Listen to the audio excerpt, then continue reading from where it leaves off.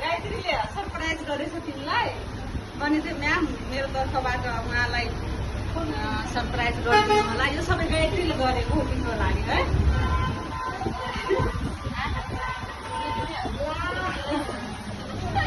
अनि पागल साथी